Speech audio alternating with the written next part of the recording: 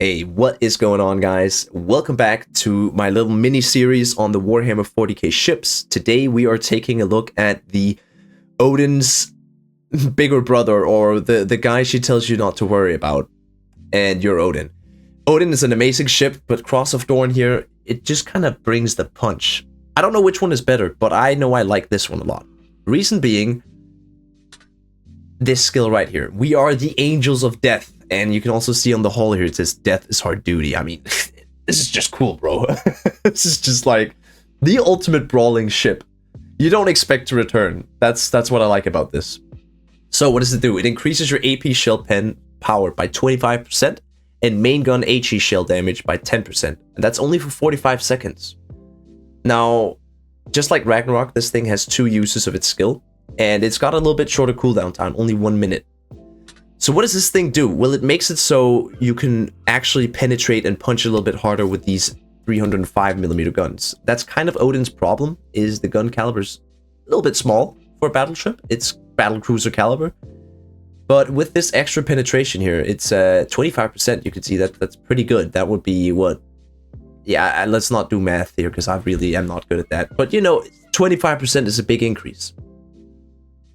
So, along with that, you also get secondary overload, 2 uses. You don't get a secondary overload 2 like Odin, but you still have him, which is really nice. Elite bonus, I went with secondary battery reload time, because this is a brawling ship, and I urge you guys to do that as well. For the build, same as the Ragnarok here. I know you guys are probably thinking, why is he building this on a brawling ship? Well, I can tell you the main guns are really good, so you want to be speccing dispersion, in my opinion. Propulsion it's just such a good thing to have, to be able to dodge torpedoes, since you don't have a sonar. You will be very vulnerable to DDs at your worst times, especially when you're brawling. And then concealment is really good, so you can get into the fight and not be spotted as the first guy. We have, what's his name? Justinian Lyons the 13th. This guy. I don't know if that's Ignis Purgajo's commander, but I put him on here. And this is the build I went with. Take note of DFA here. We don't have a sonar, so if there's a CV, it's kind of nice to have this increase. Now, the camo. It also gives you main battery firing range, shell dispersion, and torpedo damage reduction. So again, comes with the ship really, really nice, just like Ragnarok we talked about yesterday. Now, let's go into this battle and see how the Cross of Dorn performs. I got a pretty good game with this ship, so I think you guys will enjoy. So, here we are on Deadlock. Playing some Cross of Dorn, some COD. I remember seeing somebody in my chat, you know, abbreviating this to COD, which makes perfect sense. But when I saw that, I was like, is that Call of Duty you're talking about? But you could kind of say this ship is a Call of Duty ship. I mean, when you think of the stereotypical Call of Duty player, he that likes to rush in, throw some flashbangs, do a couple jumps, 360, all that type of stuff. While you won't be doing that very quickly since you're a massive battleship, you will be wanting to get close to your enemy, and you have to dodge a lot because you don't have any sonar, like I said. So compared to normal Odin, where you can use your sonar and just kind of, you know, get some early warning of torpedoes, you can't do that here. So you have to be turning quite a bit to avoid all these torps. So we immediately see this Mogador here, and we don't have any improvements to our secondaries through our skill, but look at that, we still have the overload like we talked about. So right now I'm just trying to take out this bot. There's not really any reason to use any crazy skills here. If we use the special skill, there's a high chance I'm thinking we're going to overpen. So don't use it on DDs and stuff like that. Use it for a situation like this. We have probably a rental ship smasher, and he's coming in here with we got some pretty close proximity here, 5 kilometers. So I activate my skill. And you can see even on a Vladivostok hull, we still get some pretty good pens with this. And that's what I mean when this thing it has a little bit more punch. The skill here makes it so what you know, Odin would normally have trouble with penning stuff like Ship Smasher, Vladivostok, you know, tanky battleships. It doesn't struggle as much. And you are emphasized to use AP here, because the AP is the 25% increase, the HE is only 10.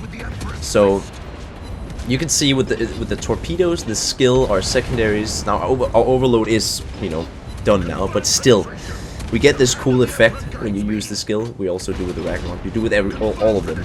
And here we're, you know, glowing bright yellow. And we take out Captain Crunch we actually lost quite a bit of HP, but you gotta remember that Ship Smasher also has a very good skill for CQB combat. These two ships are, you know, the ones that I would say have the combat skills. So Ship Smasher also has a skill that increases penetration. I mean, I think actually maybe it's dispersion, reload, and some other things. So you can kind of see these two ships as wanting to get really close. And if you do get close, you are like a sledgehammer to the face of anything. So we got ourselves already 67,000 damage. I mean, we farmed that guy from full HP to none. And one thing you really gotta remember when playing stuff like Odin or this thing, you have to use your torpedoes. They have a good range, over 7 kilometers, so you can actually get them off quite easily. And you also have great angles for them. So please do use them. It's better to get all those torps off both sides, and then, you know, and then maybe lose your rear turret in the fight. Meaning you have to only use your front turrets. That is worth it. So we're gonna start smashing the other Ship Smasher. There's also another battleship over there, the North Carolina, and we spot a smoke all of a sudden. So I'm thinking, yeah, maybe that's the Benson or whatever DD that was. So we're gonna get behind this island here. Again, we don't have a sonar, so you wanna be extra careful, because at this HP, Benson torpedoes, like we see right here in front of me, they could do damage. Luckily, this Cleveland was ahead, and he did spot them out before us. I think we were actually stopping either way, but still, we don't lose any HP here, which is huge, because we are going to need all the HP we can. There's still 2 battleships left, Harbin and that Benson there, so don't worry, we're going to get some more action. So we activate the skill, we activate the secondary overload, and I'm just going to take out this Benson as fast as possible. I'm going to use my main guns on him, just so you can see what happens here. And yeah, we did quite a bit of damage, yes, but if you notice, they were all half pens or over pens. Henry Johnson, bye-bye, man. He went down pretty easily, and now we're just going to rush in and take out this Ship Smasher. I want to try and keep the NC and this guy, Ship Smasher, behind an island. I want to isolate these targets so I don't fight all 3 at the same time. So we're going to try to get behind the island, even though he's very low. And then I want to see if I can get some pot shots at this Harbin here. Now, dispersion isn't that great, but it's better than some other German battleships. A lot of you guys were asking for stats. The stats don't differ at all. They're completely the same as their counterparts. So, yeah, there's no real reason for me to check the stats. But, yeah, now you know, guys. The thing that makes these ships differ is they come with a camo and they come with a skill that no other ships have.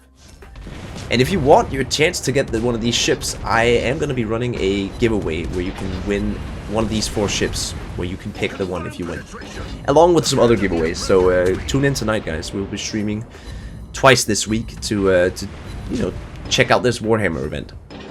I would be very hyped to win the giveaway with these ships, because I gotta say, I would probably pick the Cross of DORN. This, out of the 4, this is my favorite. And if we're gonna talk about how I rank this, I gave Ragnarok a 6.5. Now, the reason I give it a 6.5 is not because it's bad.